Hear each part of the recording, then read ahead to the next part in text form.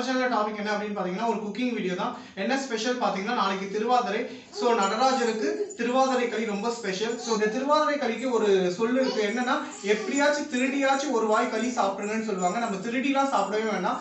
நம்மளே ரெடி பண்ணி சுவாமிக்கு நெய்வேத்தியம் பண்ணி நம்ம சாப்பிடலாம். ரொம்ப நடராஜருக்கு ரொம்ப பிடிச்ச களி பார்த்தீங்கன்னா திருவாதிரை அன்னைக்கு நம்ம படைக்கிற களி தான். ஸோ வாங்க எப்படி செய்யுதுன்னு பார்க்கலாம், சேனலுக்குள்ள போகலாம். ஹாய் ஃப்ரெண்ட்ஸ், இன்னைக்கு திருவாதிரை களி தான் செய்ய போகிறோம். பாருங்கள் எவ்வளோ சூப்பராக கலர்ஃபுல்லாக இருக்குன்னு. சுவாமிக்கு நெய்வேத்தியம் பண்ணுறதுக்கு கம்பல்சரி ஆருத்ராக்கு வந்து திருவாதிரை களி செய்வாங்க. பாருங்கள் ரொம்ப ஈஸி தான். பிகினர்ஸ் தேவையான பொருட்கள் என்னென்னு பார்த்தீங்கன்னா பச்சரிசி ஒரு 3/4 கப் எடுத்திருக்கேன், சிறுபருப்பு ஒரு 1/4 கப் எடுத்திருக்கேன், முந்திரி கொஞ்சம், தேங்காய் துருவல் ஒரு கப் எடுத்திருக்கேன் சின்ன கப்பில், வெல்லம் பார்த்தீங்கன்னா கருப்பட்டியும் வெல்லமும் எடுத்திருக்கேன் ஒரு 3/4 கப்பு, நெய்யும் இதுக்கு பார்த்தீங்கன்னா பியூர் நல்லெண்ணெயும் எடுத்திருக்கேன். களியெலாம் வந்து நல்லெண்ணெயில் செஞ்சால் நல்லாயிருக்கும். கொஞ்சம் ஏலக்காய் பொடியும் பச்சை கருப்பமும் எடுத்திருக்கேன். தண்ணி பார்த்தீங்கன்னா ஒரு 5 டம்ளர் தண்ணி. வாங்க இப்போ எப்படி செய்ய. ஸ்டவ் ஆன் பண்ணிவிட்டு இந்த எடுத்து வச்சுருக்க பச்சரிசி போட்டு வறுத்துக்கலாம். இது வந்து நல்லா அரிசி வந்து பொரிஞ்சு வரணும். நம்ம பொரி அரிசி வறுப்போம்ல அந்த மாதிரி கொஞ்சம் சிறுந்தீலையே வறுத்துருங்க. இந்த மாதிரி அரிசியை வறுத்து எடுத்துருங்க. இப்போ பருப்பை வறுத்து எடுத்துக்கலாம். அரிசி நல்லா சிவந்திருக்கு. இப்போ அரிசியை எடுத்துக்கலாம். இந்த மாதிரி நல்லா வறுத்துக்குங்க. இப்போ பருப்பு சிறுபருப்பு போட்டுடலாம். இப்போ பருப்பும் வறுந்துருச்சு. இப்போ இதை ஆற வச்சு பொடி பண்ணிட்டு வந்துடலாம். ரவை மாதிரி ஊற்றிட்டு முந்திரியை வறுத்து எடுத்துடலாம்.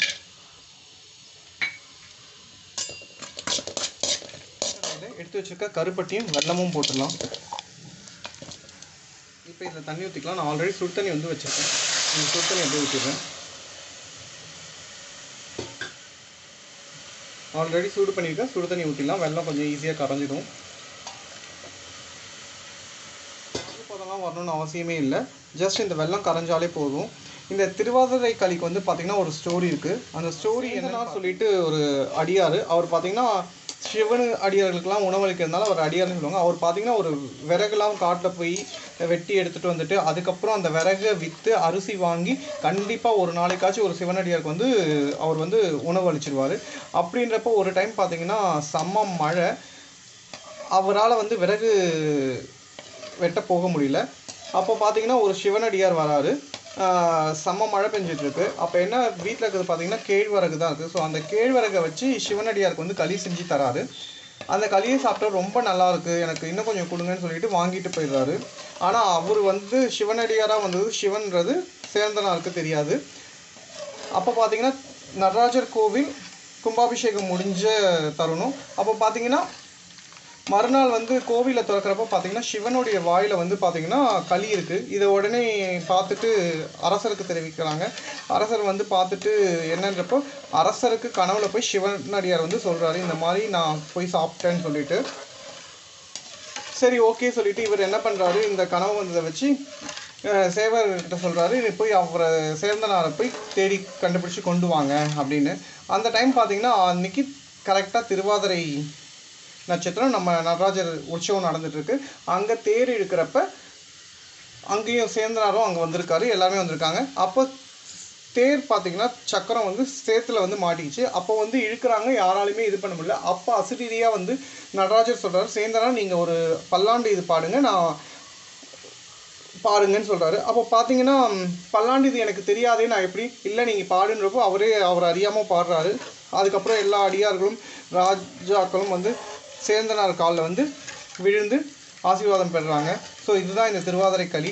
அன்னைக்கு பார்த்தீங்கன்னா திருவாதிரை ஆருத்ரா தரிசனம் எல்லாருக்கும் கொடுத்ததுனால கம்பல்சரி திருவாதிரை அன்னைக்கு திருவாதிரை களி ஒரு வாயாச்சு சாப்பிட்டுடணும் சொல்லுவாங்க. இது கூட 21 காய் கூட்டு சொல்லுவாங்க. பட் மெயின் பார்த்தீங்கன்னா திருவாதிரை களி தான். நம்ம பார்த்தீங்கன்னா கேழ்வரகில் தான் செய்யணும். காலப்போக்கில் இது வந்து அரிசியில், ஏன்னா அப்போது இதுவும் ஒரு வழக்கம் உண்டு, அரிசியில் செஞ்சு கொடுத்தாருன்னு சொல்லிட்டு.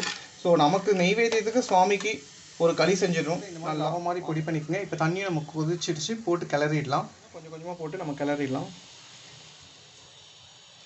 இது உங்களுக்கு கட்டாது, ஏன்னா ஆல்ரெடி நம்ம சுடுதண்ணியில் தான் இது பண்ணியிருக்கோம். அதனால் அப்படியே நீங்கள் தைரியமாக போட்டு மொத்தமாக போட்டு கூட கிளறிடலாம்.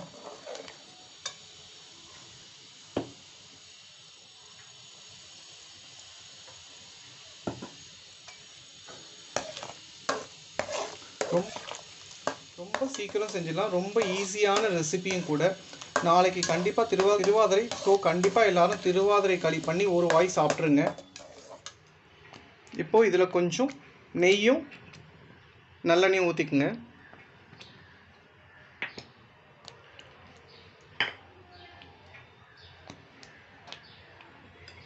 இப்போ பாருங்கள், திருவாதிரை களி ரெடி ஆயிடுச்சு. இப்போ இந்த ஸ்டேஜில் எடுத்து வச்சுருக்க தேங்காவை போட்டு, தேங்காய் துருவி வச்சுருக்கோம்.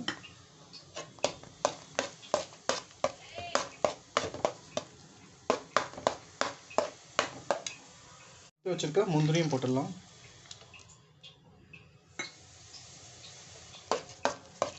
இப்போ எடுத்து வச்சுருக்க ஏலக்காய் தூளும் பச்சை கருப்பூரமும் போட்டுடலாம்.